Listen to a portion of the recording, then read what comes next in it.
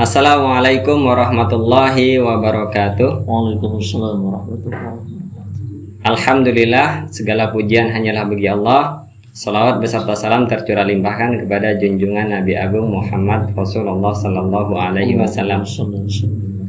Para pemirsa dakwah Kalteng yang dimuliakan oleh Allah Subhanahu Wa Taala, kembali bersama kita di sini, yang nantinya kita akan berbincang-bincang ringan dengan guru kita yang sudah membersamai kita, Ustadz Muallim, yang akan membahas tentang kiat-kiat sukses melewati Ramadan. Nah, kita sapa dulu nih beliau. Assalamualaikum Ustadz. Waalaikumsalam warahmatullahi wabarakatuh. Gimana kabarnya setelah beberapa hari menjalankan ibadah puasa Ramadan? Alhamdulillah, karena kita memang sudah dipersiapkan lebih awal untuk menjemput datangnya bulan suci Ramadan ini. Jadi dalam semua hal sudah kita kemaslah dengan baik, begitu kan, bersungguh-sungguh. Baik saya secara pribadi, keluarga, istri, anak, alhamdulillah semua diberi kesehatan oleh Allah. Alhamdulillah. Dan kita doakan mudah-mudahan pemirsa dan juga kita semua termasuk guru kita diberikan kesehatan hingga akhir Ramadan nantinya. Amin, amin, amin. Para pemirsa yang dimuliakan oleh Allah Subhanahu Wa Taala, ini seringkali kita itu kan bisa jadi merasa melewati Ramadan itu sudah dengan puasa, sudah dengan lapar, bahkan juga haus dan merasa sukses dalam Ramadan. Nah, harapannya itu kita sendiri termasuk pemirsa juga tidak hanya merasa, tetapi juga memang ada kiat-kiat yang menjadi parameter secara syariat itu memang benar-benar sukses gitu. Yang cuma merasa sukses tetapi aslinya bangkrut atau malah merugi gitu. Mungkin bisa dipaparkan Ustaz. Terima kasih. Assalamualaikum warahmatullahi wabarakatuh. Waalaikumsalam warahmatullahi wabarakatuh. Bismillahirrahmanirrahim. Alhamdulillahirabbil alamin. Wassalatu wassalamu ala asrafil anbiya'i wal mursalin wa ala alihi wa sahbihi ajma'in. Asyhadu an la ilaha illallah wa asyhadu anna Muhammadan abduhu wa rasuluhu la nabiyya ba'da. Amma ba'du. A'udzu billahi minasy syaithanir rajim. Bismillahirrahmanirrahim. Ya ayyuhalladzina amanu kutiba 'alaikumus syiyam kama kutiba 'alal ladzina min qablikum la'allakum tattaqun. Qala an-nabiy sallallahu alaihi wasallam, man shoma ramadhana imanan wa ihtisaban ghufira lahu ma taqaddama min dhanbihi. Rawahu Imam Bukhari wa Muslim. Alhamdulillah, pada kesempatan ini kita oleh Allah masih diberi beberapa karunia nikmat sehingga dapat bertemu kembali dengan bulan suci Ramadan. Bulan yang penuh dengan rahmat, bulan yang penuh dengan maghfirah. Kita harus berusaha semaksimal mungkin bagaimana puasa kita di bulan suci Ramadan tahun 1444 Hijriah ini berbeda dengan tahun 1443. Kalau misalnya dulu baik, bagaimana sekarang harus lebih baik? Kalau dulu berkualitas, bagaimana sekarang harus lebih berkualitas? Kalau bulan ini kita banyak melakukan kebaikan-kebaikan, baik yang perkara wajib maupun perkara sunnah, di bulan dan di tahun ini 1444 Hijriah ini kita harus lebih meningkatkan kembali. Harus. Ini menjadi niat awal kita ketika kita melaksanakan puasa di bulan suci Ramadan, agar apa yang kita dapatkan betul-betul ada nilainya, karena belum pernah ada dalam beberapa referensi hadis maupun beberapa kitab fikih yang menjelaskan secara langsung orang yang berpuasa itu akan mendapatkan pahala begini. Itu tidak ada, kecuali puasa-puasa sunnah atau perkara-perkara sunnah yang lain. Salah satu contoh, barang siapa yang melaksanakan sholat sunnah sebelum melaksanakan sholat fardu subuh, maka pahalanya dunia beserta isinya. Itu kan jelas. Kalau puasa Ramadan ini tidak ada. Tidak dijelaskan. Bahkan tidak ada yang dijelaskan seperti itu. Kenapa? Karena ini perkara wajib. Seperti mana halnya sholat 5 waktu. Sholat maghrib, isya, duhur, asar, subuh. Nah, di sana hanya dijelaskan orang yang meninggalkan sholat 5 waktu itu sudah hampir disamakan dengan orang kafir. Kalau orang yang sengaja meninggalkan. Kenapa? Karena sholat termasuk rukun Islam yang kedua. Nah, puasa ini termasuk rukun Islam yang ketiga. Ini juga harus menjadi perhatian secara khusus. Dari saking menjadi perhatian secara khusus oleh para ulama, orang-orang soleh, orang-orang mukmin, menjadi perhatian secara khusus, tidak ada sholat, tidak ada perkara ibadah wajib yang di sana ada qadoknya kecuali 2. Yang pertama adalah sholat 5 waktu, yang kedua adalah puasa. Kalau haji, enggak. Mau haji atau enggak, tidak masalah karena bagi yang mampu. Tidak ada qadok di sana. Tapi kalau sholat, wajib mengqadok. Nah, puasa ini wajib. Bahkan banyak kalangan ibu-ibu itu bertanya, Ustaz, kenapa kok kalau sholat 5 waktu kami ketika datang tamu haid tidak ada qadha. Nah, sedangkan puasa di bulan suci Ramadan itu ada qadha. Karena puasa di bulan suci Ramadan itu hanya dilakukan 1 tahun 1 kali, itu pun 1 bulan. Makanya itulah yang menjadi dasar para ulama-ulama fikih, bahkan dalam beberapa referensi kitab-kitab klasik itu puasa di bulan suci Ramadan itu bagi ibu yang haid, yang nifas, yang hamil, yang menyusui wajib mengqadha. Bahkan ada kewajiban juga membayar fidyah. Nah, kembali lagi ke sebuah ayat Al-Quran. Kalau sudah datangnya bulan suci Ramadan, ayat ini sangat populer. Yang selalu dibaca. Padahal ayat yang sama itu banyak dalam Al-Quran. Allah berfirman, Ya ayyuhalladzina amanu kutiba alaikumussyam. Ya ayyuhalladzina amanu, hai orang-orang yang beriman. Kutiba alaikumussyam, diwajibkan atas kamu berpuasa. Nah, ini perintah daripada Allah agar orang-orang yang beriman, orang Islam itu banyak, tapi orang yang mukmin itu belum tentu dia ini banyak. Kalau Islam itu jelas, sekarang saja umat Islam itu jumlahnya 1,9 M di muka bumi itu. Kalau orang yang mukmin, yang betul-betul beriman kepada Allah dari 1,9 M itu tinggal sedikit. Nah, ini ajakan adalah orang-orang yang beriman harus betul-betul dia melaksanakan puasa ini dengan penuh.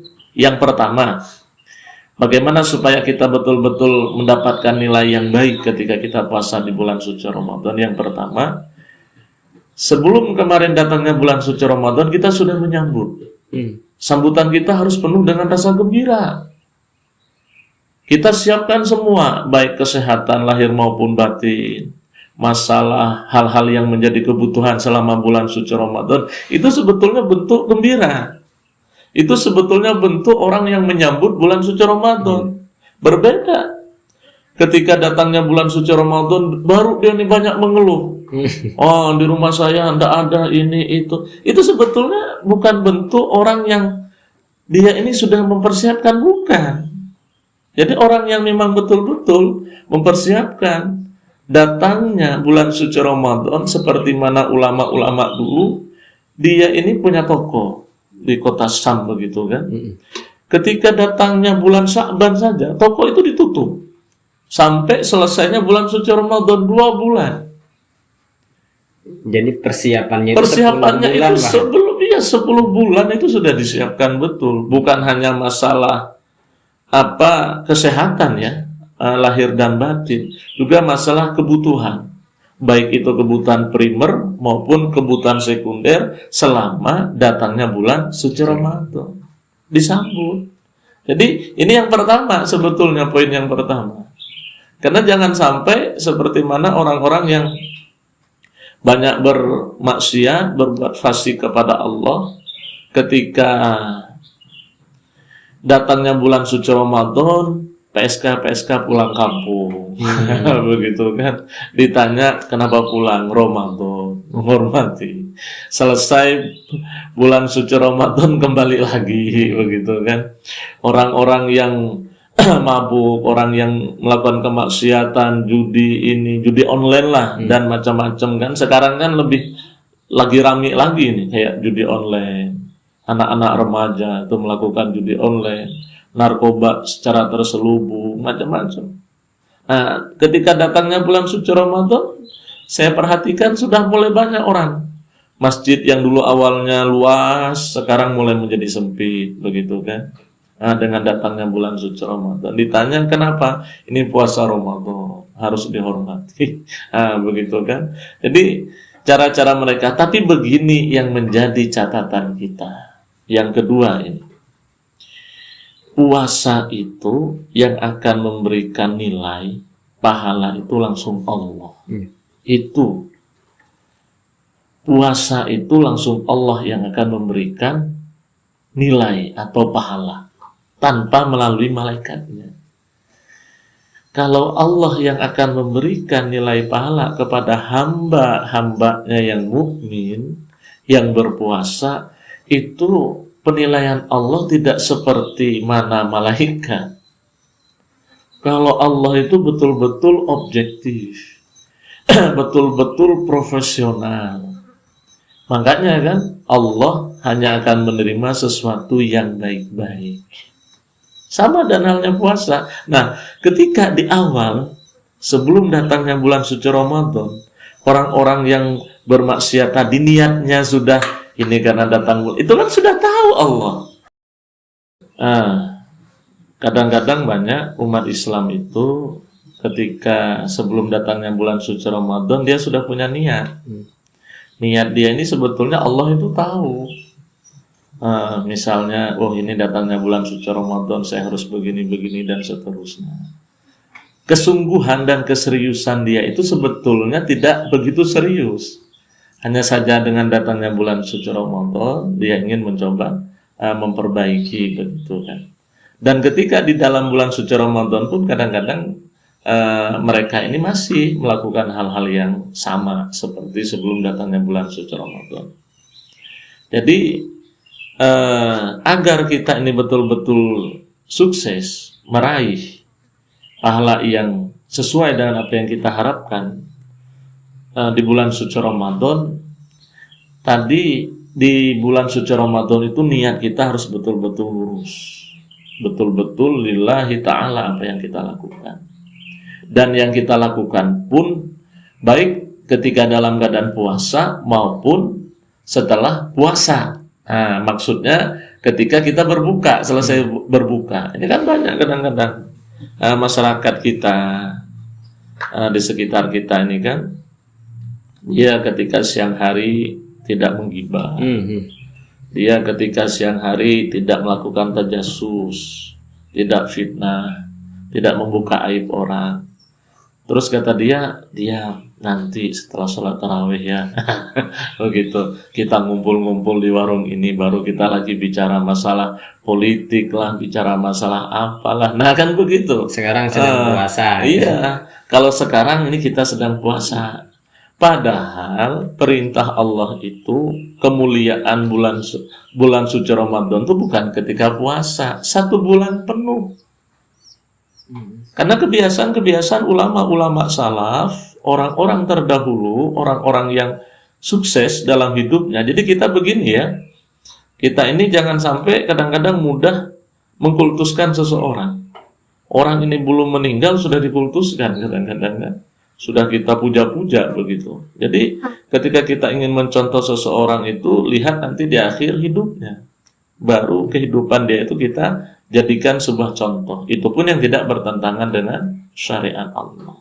Nah, jadi kadang-kadang mohon maaf, ketika di malam hari bulan suci Ramadan, orang ini kemaksiatan tadi diulang. Yang menggibah lah, yang Masya Allah, yang membicarakan di pojok-pojok itu ada kumpulan-kumpulan, udah melakukan kembali hal-hal yang sama, begitu kan. Padahal disebutkan dalam sebuah hadis, idza dakhala syahru Ramadan, kata baginda Rasulullah, futihat abwabus sama wa ghulliqat abwabu jahannam wa sulsilat asyayatin. Ketika tiba bulan suci Ramadan, maka pintu-pintu langit Allah buka. Nah, yang dimaksud dibukanya pintu langit ini, doa-doa kita ketika berdoa mudah Allah kabulkan.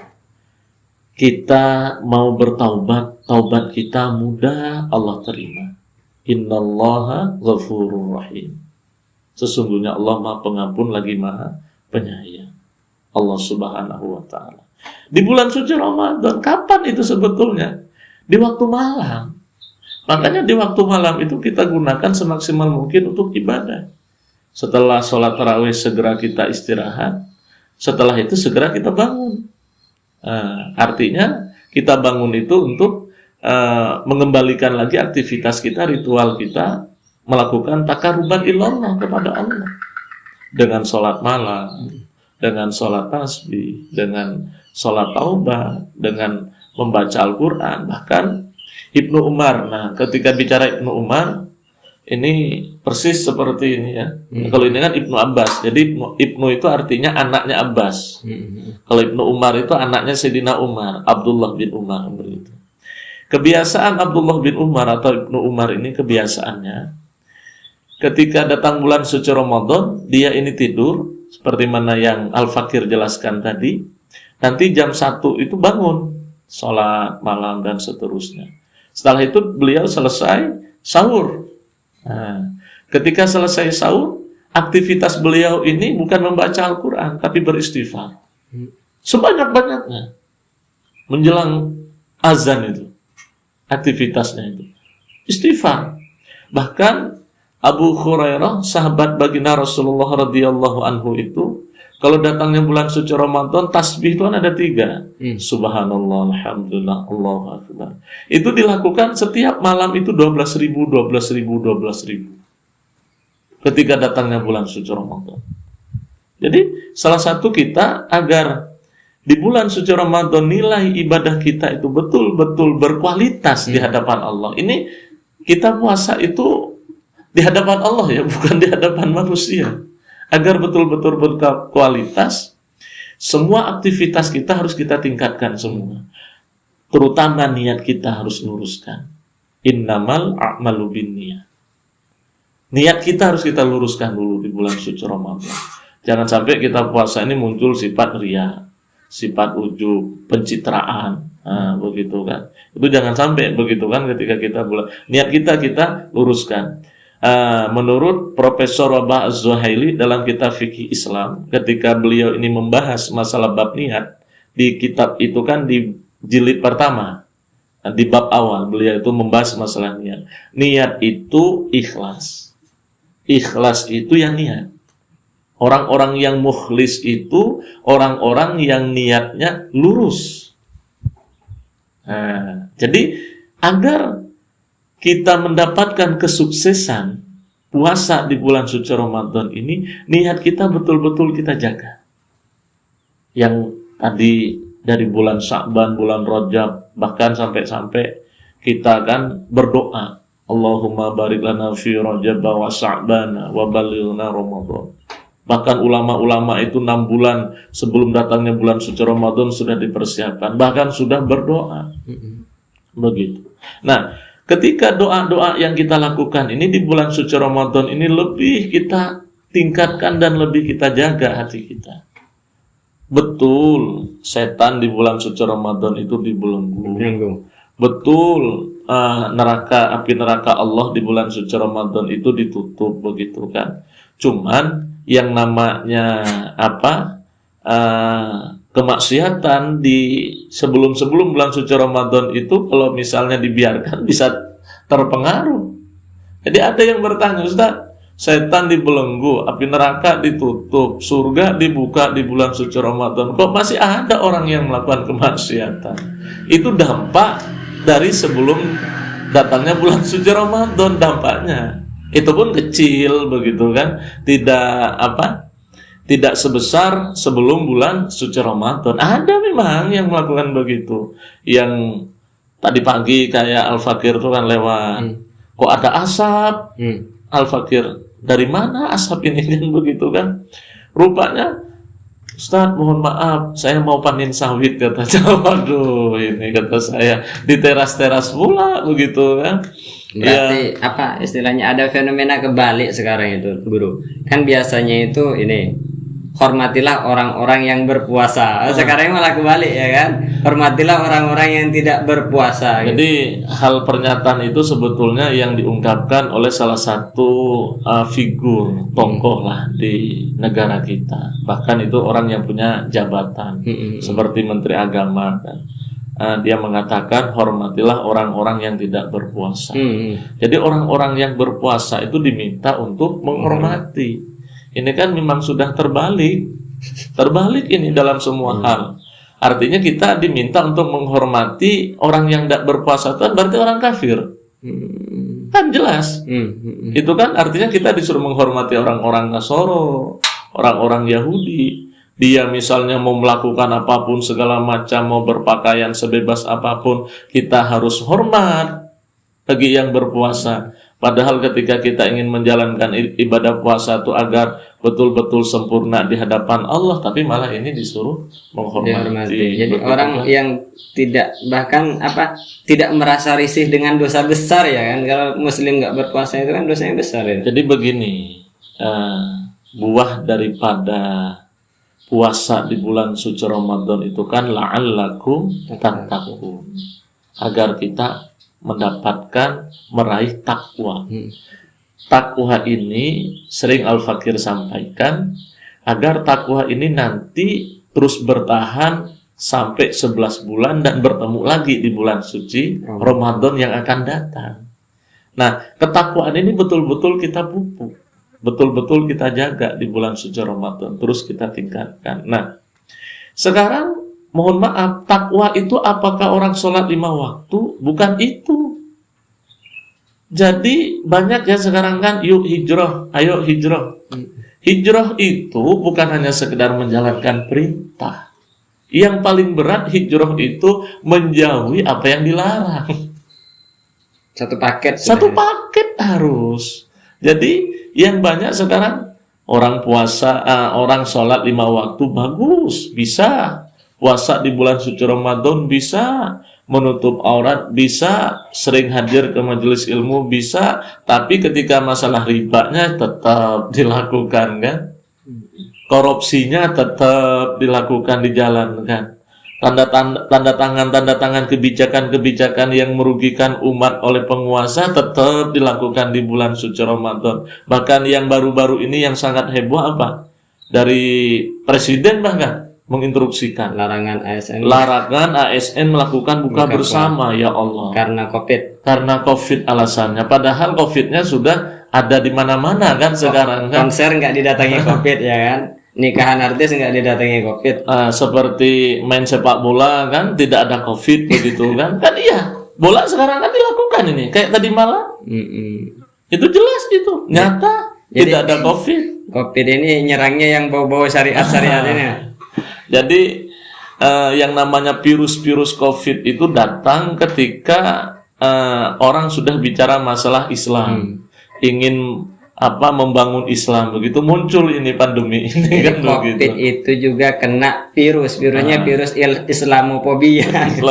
Udahlah virus kena virus pula, berbahaya. Makanya kan kalau kita sekarang ini kan fakta ini terjadi betul di bulan suci Ramadan. Ketika ASN dilarang. Padahal kenapa ini sebetulnya kalau Al-Fakir secara pribadi melihat bahwa kenapa ASN itu dilarang melakukan buka bersama di bulan suci Ramadan. Ini secara pribadi Al-Fakir berpikir karena di bulan suci Ramadan ASN itu akan mengenyam banyak ilmu agama, banyak wawasan-wawasan keagamaan. Nah, ini oleh pejabat, oleh pemerintah yang berkuasa, rezim hari ini, itu supaya jauh. Cukup dia memahami Islam ritual saja. Iya. Kenapa? Ketika ASN itu mengadakan yang namanya buka puasa bersama, kan pasti mendatangkan para mubalik. Sudahlah kemarin Para dai-dai. ibu-ibu pengajian pun disinggung. Iya. Pokoknya Masya Allah di negara kita ya. Tapi kalau kita ngomong masalah kebijakan ini enggak masuk ke bab gibah ya Ustaz ya? Ya, ketika kita bicara seperti ini tidak termasuk gibah. Jadi gibah itu artinya membicarakan sesuatu yang fakta dan itu akan merugikan yang namanya individu. Kalau misalnya kayak kita menyampaikan, mengkritik, memberikan kritikan kepada orang-orang yang melakukan sebuah kedoliman, yang membuat, bahkan Berdampak. Ibnu Qayyim rahimahullahu ta'ala pernah mengatakan wakil-wakil iblis di muka bumi itu siapa? Wakil-wakil iblis, kata Ibnu Qayyim rahimahullahu ta'ala, di muka bumi itu adalah orang yang melakukan persekusi terhadap orang yang mau mengisi pengajian, melarang orang yang mau berbuat baik, mencegah orang yang mau hadir ke majelis ilmu. Itu wakil-wakil iblis yang ada di muka bumi. Nah, kita menyampaikan begitu tujuannya supaya dia tidak jadi wakil iblis, ya. Begitu. Rasa sayang ya. Karena bentuk kasih sayang kita. Al-muslimu akhul muslim. Begitu kan. Mau dikatakan jadi wakil-wakil iblis kan tidak baik. Begitu kan. Jadi satu kali lagi para hadirin, para jamaah, kita kembali ke kiat-kiat sukses di bulan suci Ramadan ini. Jadi apa yang barusan kita sampaikan itu bukan bentuk sebuah gibah ya. Jadi itu bentuk sebuah kita mengingatkan. Makanya amar ma'ruf nahi mungkar. Amar ma'ruf nahi mungkar, ilmu yang paling tinggi, puncaknya ilmu itu satu, ilmu sadar diri, ilmu ingat. Nah, kita selaku seorang muslim mengingatkan kepada sesama muslim itu wajib. Itu bukan ghibah. Beda dengan misalnya Ustadz Haryani saya omongin di begini. Nah, itu namanya bentuk ghibah. Begitu kan. Kalau hal-hal yang misalnya kebijakan ya harus disampaikan. Harus malah nggak tahu itu. Harus kita luruskan. Iya. Harus kita luruskan. Nah, buah daripada terakhir para hadirin, para jamaah, pemirsa yang dirahmati oleh Allah Subhanahu wa taala, agar kata baginda Rasulullah, hadis dari Abu Hurairah, ini sebetulnya ada 3 golongan orang yang mendapatkan laknat Allah. Ada 3 golongan orang yang mendapatkan laknat Allah, hadis dari Abu Hurairah, ini hadis sahih. Yang pertama adalah orang yang dia diberi kesempatan hidup di bulan suci Ramadan. Bulan Ramadan ini selesai, dia tidak mendapatkan ampunan daripada Allah. Itu orang yang mendapat laknat. Bahkan malaikat Jibril menyampaikan itu kepada Rasulullah, oleh Rasulullah diamini. Yang menyampaikan itu malaikat Jibril, yang mengamini Rasulullah. Kira-kira diistijabah tidak? Ya, malaikat terbaik dengan orang terbaik pasti. Iya, pasti diistijabah. Jadi jangan sampai kita di bulan suci Ramadan ini, selesai, kita tidak mendapatkan ampunan daripada Allah Subhanahu wa ta'ala. Minimal para pemirsa yang dirahmati oleh Allah, kita selesai bulan suci Ramadan ini, semua dosa-dosa kita diampuni oleh Allah. Kita lahir dalam keadaan fitrah seperti mana anak bayi yang baru lahir daripada rahim ibunya, begitu kan, dalam keadaan bersih, dalam keadaan suci. Ini harapan kita bersama. Terima kasih. Ya. Assalamualaikum warahmatullahi wabarakatuh. Waalaikumsalam warahmatullahi wabarakatuh. Luar biasa sekali apa yang disampaikan oleh Tuan Guru kita. Mudah-mudahan ini menjadi pemahaman kita juga, melimpahkan pemahaman kepada kita tentang bagaimana supaya dalam menjalani ibadah puasa Ramadan ini kita bisa mendapatkan sebanyak-banyaknya pahala, memborong pahala. Jadi walaupun secara fisik kita itu secara akal boleh untuk menjadi generasi rebahan, ternyata para sahabat dahulu itu menggunakan waktu-waktu Ramadan baik siang dan malamnya untuk mengejar pahala gitu. Maka mudah-mudahan kita semua saya sendiri juga termasuk pemirsa semuanya bisa bersama-sama untuk meniru generasi para sahabat, yaitu untuk mengejar pahala sebanyak-banyaknya agar kita sukses dalam menjalankan ibadah puasa dan menjadi bekal untuk 11 bulan kemudian hingga bertemu Ramadan. Amin amin ya rabbal alamin. Terus ikuti kajian kita, insya Allah kita akan bertemu lagi di waktu yang akan datang. Kita tutup. Assalamualaikum warahmatullahi wabarakatuh. Waalaikumsalam warahmatullahi wabarakatuh.